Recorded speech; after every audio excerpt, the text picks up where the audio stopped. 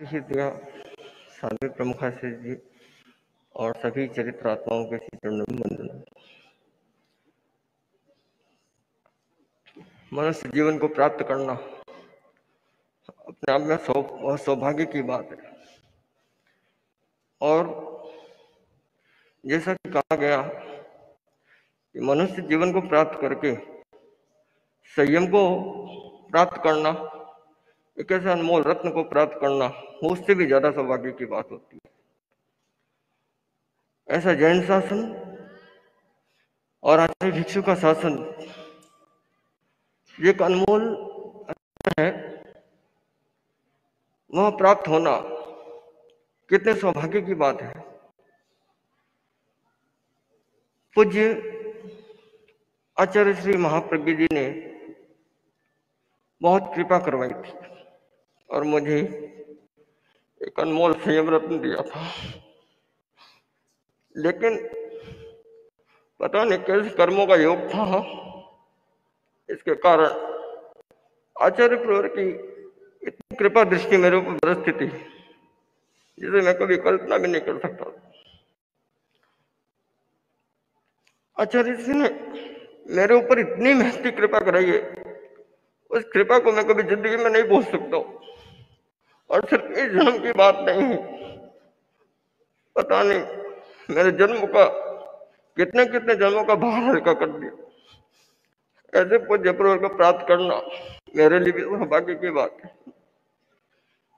हो जाता है आचार्य श्री महाप्रज्ञ जी ने जो कृपा करवाई थी, मैं मानता हूं कि आज उससे भी सवाई कृपा आचार्य श्री ने मेरे ऊपर करवाई है।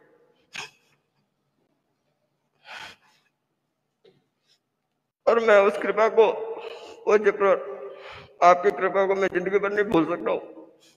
और आपने समय समय पर मुझे इतना संभाला है, और आपके मुखारबिन से जो शब्द मेरे लिए निकले, मुझे अफसोस इस बात का होता है कि पूज्य प्रवर के मुखारबिन से जो मेरे लिए शब्द निकले थे उसे पूरा नहीं कर सका।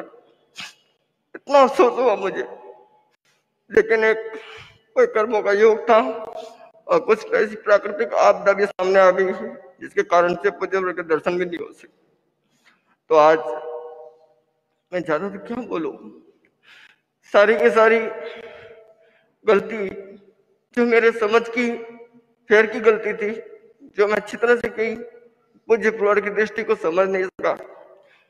और पूज्य प्रवर ने मुझे समय समय पर इतने अच्छे आशीर्वाद रूपी शब्द फरमाए, लेकिन मैं उनका सार नहीं समझ सका और मैंने एक कदम उठा दिया। संघ और संगपति के प्रति मेरी श्रद्धा शुरू से रही है, और वही श्रद्धा, उससे भी अति सवाई श्रद्धा मेरे अंदर बढ़े।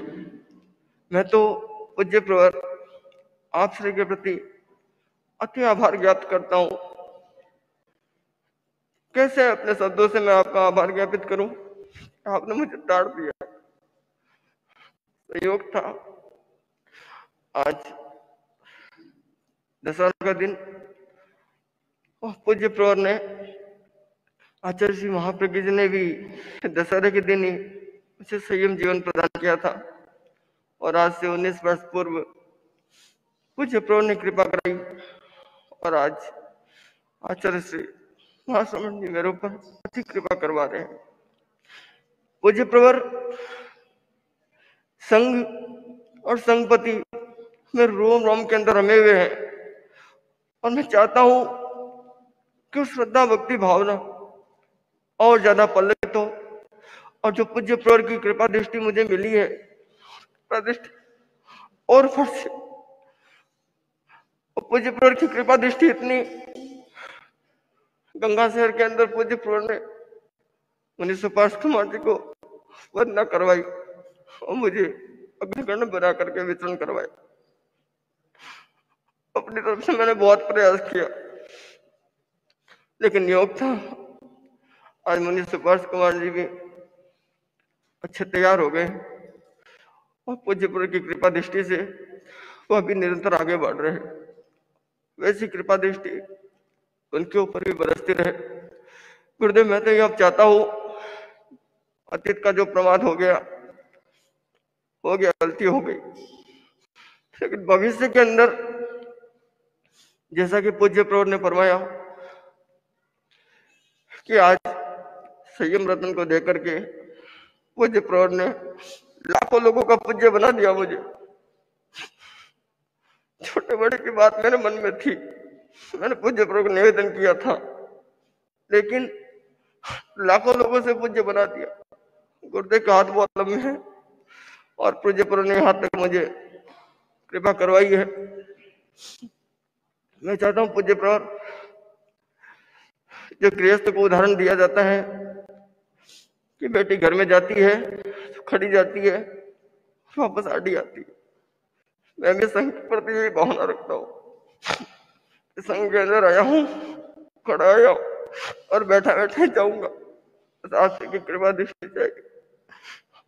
और अतिरिक्त प्रमुखासी जी ने भी इतनी असीम कृपा कराई, बहुत कृपा करवाई, मुझे कृपा पूर्ण सौदा फरमाए। और सभी चारित्र आत्माओं का जो मुझे स्नेह और वात्सल्य मिला, और तेरापन धर्म संघ के श्रावकाओं का मुनि स्वस्तिक को जो स्नेह और वात्सल्य मिला था, पूज्य प्रभु की कृपा दृष्टि से अभी मैंने भोगा, किसी प्रकार की कमी नहीं रही।